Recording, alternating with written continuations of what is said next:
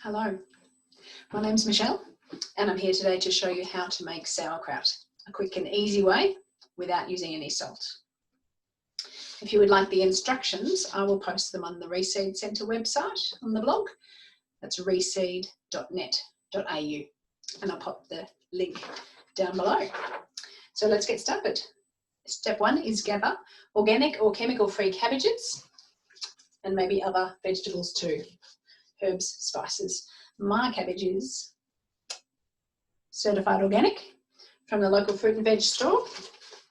And I would encourage you to get certified organic or chemical free or backyard grown without chemicals vegetables to use all the time ideally, but especially for making sauerkraut. So what we're doing is wild fermentation. What I'm doing at the moment is taking off the outside leaves.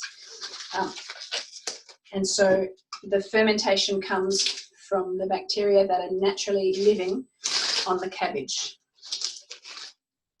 Now, vegetables that are grown conventionally with chemicals that are designed to kill living organisms. So my preference is not to include any of those in my food or my body if possible. And I would encourage you to do the same.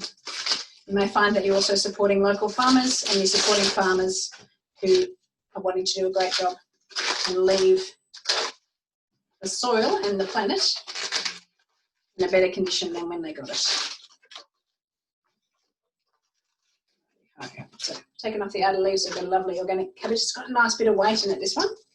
So I'm expecting there to be a fair bit of juice in there, which is what I really want when we're not using salt. In terms of other ingredients, I love putting cumin in. Here's a jar I made earlier this month. Smells yummy. Sorry you can't smell it. Cumin seeds are also good for digestion, as is sauerkraut. All those bacteria in there to help our gut flora be healthy, to challenge our immune system. Today I'm just going to put cabbage in, and I've got a little bit of seaweed here. And I'm really interested in using that in particular because I'm coming at you from the northwest of Tasmania, the island of La Truita. And our soils are naturally deficient in iodine. It's kind of like it's all run down into the sea. So anything that comes from the sea has iodine in it, seaweed, fish, shellfish. So it's a good idea for those of us in Tasmania to add a little bit of iodine. Do talk to your doctor if you have any thyroid issues before you start adding extra iodine into your diet. So, chopping the cabbage.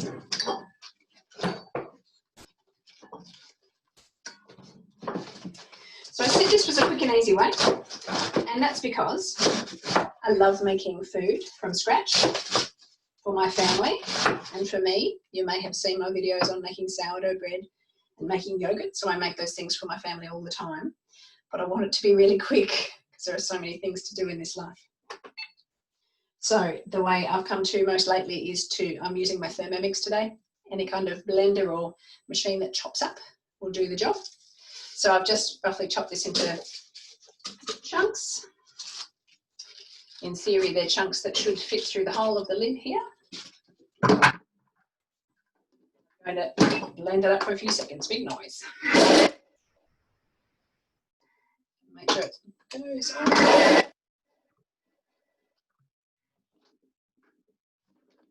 Righty-ho. So I've got that kind of coleslaw size, small coleslaw size. And I'm going to pack it into my jar here. So I'm just using a Fowler's jar. You can use any kind of vessel. I'm loving using glass. I didn't always use glass, but I am at the moment. And as I pack, I'll tell you about that. So when I started making sauerkraut, probably, I don't know, 15 years ago, I used to use my big stainless steel pot as the vessel that I used it in. You can buy proper sauerkraut crocks, which are ceramic, and they have a special lid that fits in nicely. But what I'm loving about using glass is I can see what's going on. And my intention is to make another little video every day or two to show you what this looks like, because it keeps changing every day. It's quite exciting, and I guess that can be a bit scary if you're not used to what's happening. So I've just put all that in there, and what I need to do now is really pack it down. So my preference, I've got nice clean hands, my preference is to do that with my nice clean fist. It needs to be a bit lower, doesn't it, so we can see. So I'm just pushing down with my nice clean fist. You might like to use a big spoon, or you might like to use the end of a rolling pin, also a great thing to do there. You do get a fair bit of cabbage on your hands when you do it with your hands. So I'm just sprinkling a bit of seaweed on top there. And we go again, more cabbage. So the difference between a pile of coleslaw, a pile of chopped up cabbage, and sauerkraut is that when you're making this, you must keep the liquid above the vegetables at all times. Let's do the next batch.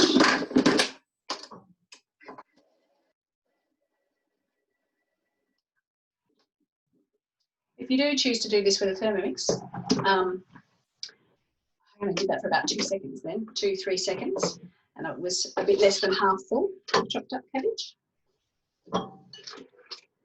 If you've filled it up high, maybe 5 seconds, on speed 4 to 5. Whatever way you've got, you can use. So other ways that you can certainly chop it up by hand with a knife, no problems there. You may need to pound it a little bit to get the liquid out.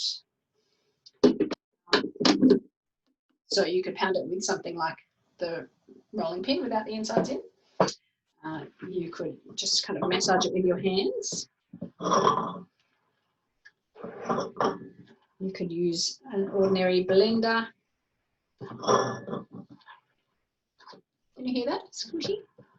And you can see as I'm pushing down the liquid coming up. That's great, nice juicy cabbage. You might have a machine that slices very finely. That would do the same job for you.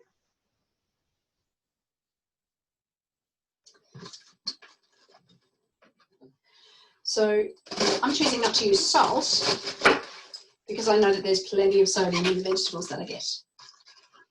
And you know that having too much salt in my diet is unlikely to be helpful for blood pressure and my risk of heart disease and stroke.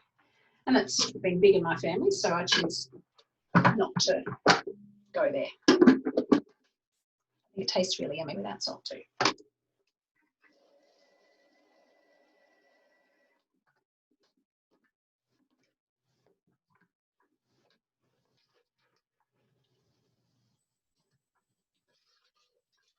So this is called wild fermentation. We're just using the bacteria that exists naturally there to do its thing. So if you left your coleslaw on the bench, it would just go mouldy because there's air in amongst the bits of cabbage and other vegetables, and the air will have mould spores in it. Might have mould spores in it, probably does. Whereas we're going to keep the liquid above the vegetables the whole time, which means that there won't be air there, and so it won't be going mouldy. That's great. I might just do one more lot in there. Nice juicy cabbage. My seaweed.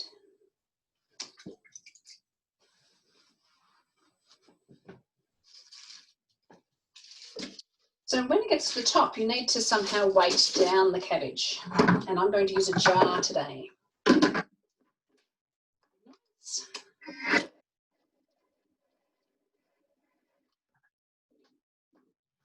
Again, there's lots of ways to do this, to weight down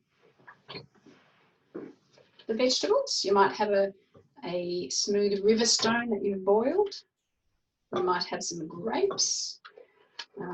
You will also see people get an outer cabbage leaf and fold it up and then press that down. These are all good possibilities.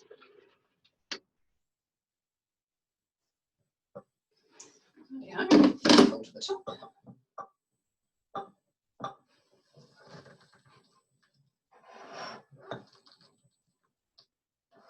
So as I say, it changes day to day, and you will see, you can see already I've got it in a bowl because that's how I'm going to leave it, because the liquid will come out of the vegetables and they'll overflow, and that's okay. and it's surprising the amount of liquid that comes out. You'll see bubbles come up, you might even see froth. Don't be scared. We're basically going to leave it. So I'm going to get a little extra bits out that'll be exposed to air. I'm going to leave it for 5 to 7 days, weighted down. So I've got a jar full of water, just to give it a bit of extra weight, and it happens to fit very snugly in here. And I'm going to push down till the liquid's above the vegetables. You've heard me say that lots of times because that's the most important point. The liquid is above the vegetables. So if your cabbage is a bit dry and it's not as juicy as mine, then you might like to add a little bit of filtered water, or even with a pinch of salt in it, that would be fine, so that you've got the liquid above the vegetables. You get the idea. If at this point you can push down and it stays up, but when you let go there's not enough pressure there, you can put a weight on top.